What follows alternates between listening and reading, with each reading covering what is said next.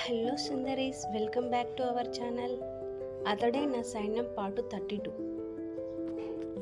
నడుం మీద బరువుగా అనిపిస్తుంటే మెల్లిగా పక్కకు తిరగడానికి చూస్తుంది వన్య.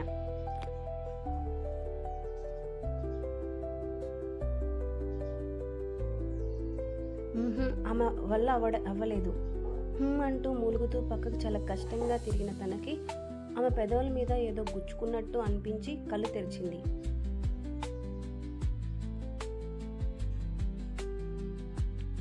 ఆమె పెదవులకి గుచ్చుకుంది వశీ గడ్డం.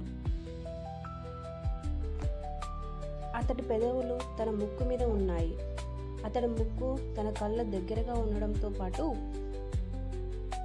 మూసి ఉన్న అతడి కనురెప్పలు కనబడుతున్నాయి తనకి.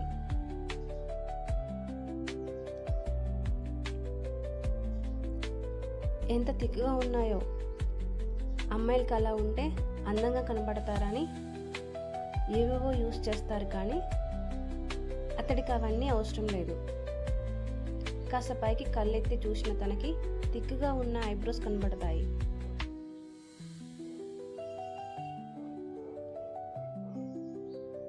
ఏదో గీసినట్టు కాస్త కూడా అటు ఇటు లేకుండా నీట్గా ఉన్నాయి. అతడి నుదుటి మీద అతడి జుట్టు పడి పైన తిరుగుతున్న గాలికి అటు ఇటు ఊగిసలాడుతున్నాయి. కాస్త వెనక్కి జరగబోతున్న ఆమె వీపు మీద అతడు అరచేయిని వేసి తన వైపు లాక్కుంటాడు వశీ నిద్రలోనే.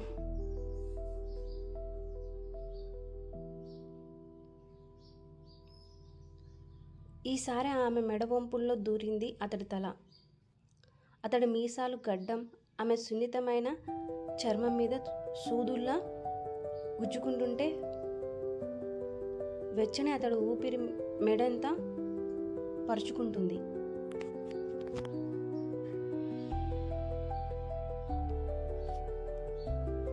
ఒక యాంటీ ట్రాన్స్లోకి వెళ్ళిన తను నైట్ జరిగిన రియాలిటీ గుర్తురాగానే అతడిని బలం కొద్ది వెనక్కి నెడుతుంది.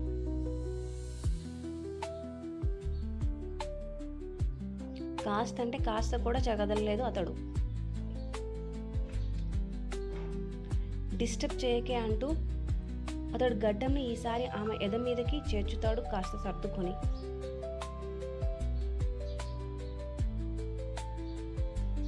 ఉలిక్కి పడుతుంది తను.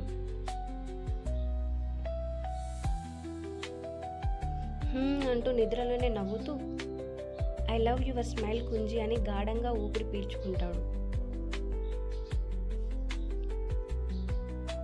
వదలండి నన్ను, కోపంగా అరుస్తుంది తను.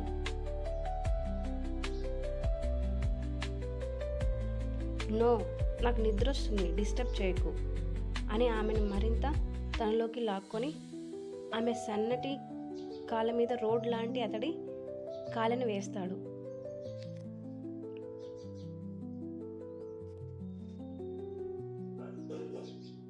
అబ్బా, తన బరువుకి తన నోటి నుండి అరుపులు బయటికి రావడంతో వాట్ హ్యాపెండ్ అంటూ అప్పుడు ఆమెను దూరం జరిపి అడుగుతాడు వశిష్ఠ.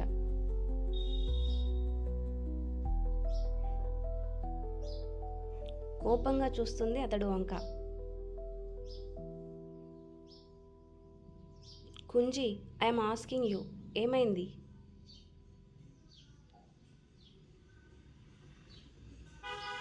లెగండి అంటూ లేచి కూర్చున్న తను అతడి కాళ్ళని తొయ్యబోతూ తన ఒంటిని చూసుకుంది.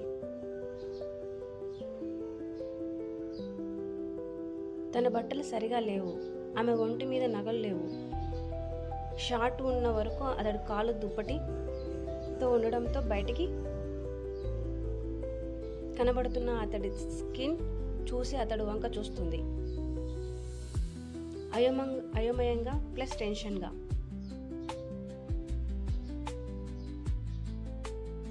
ఏం చేయలేదు, కకృతి పడే రకం కాదు నేను అన్నాడు అతడు.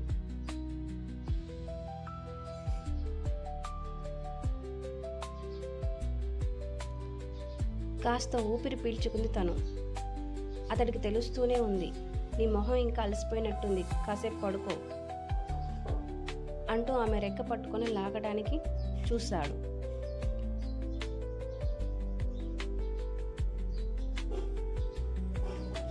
వెంటనే అతడి చెయ్యిని తోసి లేచి నించుంటుంది.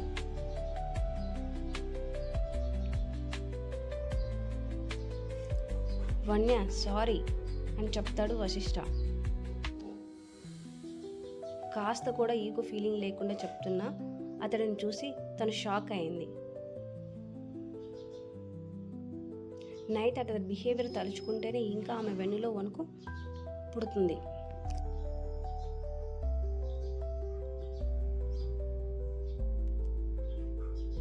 అతడు ఈ మనిషేనా అన్నట్టు చూస్తున్న తనని వన్య అంటూ కదులుతాడు అతడు భుజం మీద తట్టి.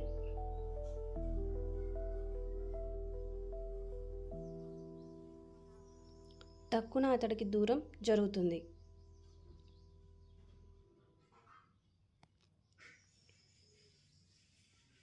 వన్య సారీ, ఏదో కోపంలో అలా చేశానే అంటూ నచ్చ చెప్పడానికి చూస్తాడు వశిష్ఠ.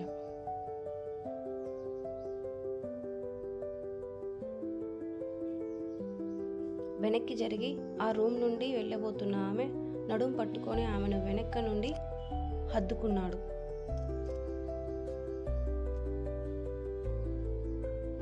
వదలమని కూడా చెప్పలేదు తను. సారీ చెప్తున్నాగా, ప్లీజ్ ఎక్స్క్యూజ్ చెయ్యి. నాకు కోపం వస్తే అలానే ఉంటుంది. నువ్వు చేసిన దానికి నేను కోపడ్డాను, ఇందులో నా తప్పేం లేదు అని చెప్పుకుంటూ పోతున్నాడు Vashishtha.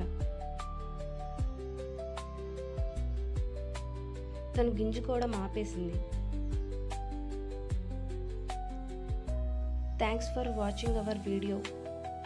Do like and comment and subscribe. Thank you.